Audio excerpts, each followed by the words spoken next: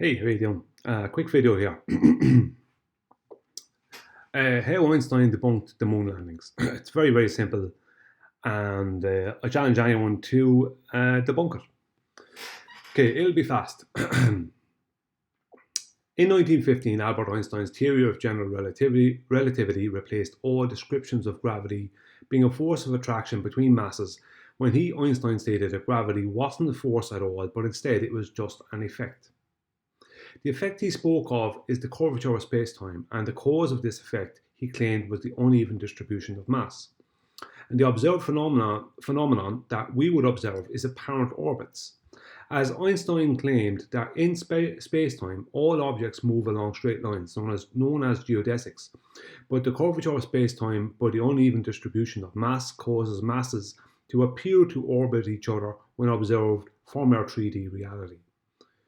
Einstein even went as far as to only account for one mass in his field equations, making a force of attraction between masses an obsolete, out-of-date impossibility, from the very moment that mainstream science accepted his theory as the current and most correct description of gravity. But in junior schools, high schools, colleges and universities all across the world, they still teach children and young adults that gravity is a force of attraction between masses. Why? A lot of people have asked this question of why are they still teaching people that gravity is a force of attraction between masses when that description was replaced by Einstein over 100 years ago, and most of these people are mainly high-level academics. Well, the answer is very simple. In 1969, NASA claimed to travel to the moon and claimed that they were broadcasting live video from the moon back to Earth. And in that footage, we are shown astronauts hopping around the moon as if they had lost weight. And it was explained to the world that the reason for this was because the moon only has 1/6 of the Earth's gravity. So people and objects would be lighter on the moon than on Earth. But there is one massive, huge problem with this. And that is that 54 years prior to this supposed moon landing, Albert Einstein's theory of general relativity was accepted and is still accepted as the most correct and accurate description of gravity, which completely contradicts the moon landings, as NASA's footage shows astronauts under the influence of a force of attraction between masses, gravity, a belief that was made obsolete 54 years prior.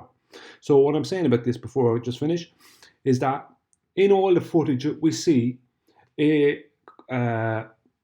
of space, supposed space, starting with the very first footage we supposedly saw, we saw of supposed space, which is the Apollo 11 moon landings.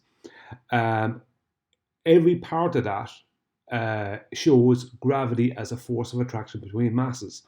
People get lighter because they are further from the gravitational attraction of the Earth.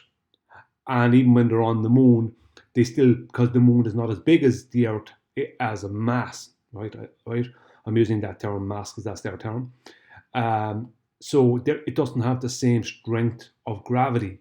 So the astronauts were only dealing with 1/6 of the gravity that we supposedly deal with here on Earth. But Albert Einstein threw that belief of a force of attraction between masses out the window 54 years prior to that. So the reason that all these schools and colleges are still allowed to teach this out-of-date, obsolete description of gravity to the general public, and why this force of gravity is shown in supposed space footage and movies to this very day, is because NASA must keep the pretense going, and only certain academics learn about Einstein's theory of general relativity. Everyone else is shown and taught a false model to keep a falsehood alive. The end.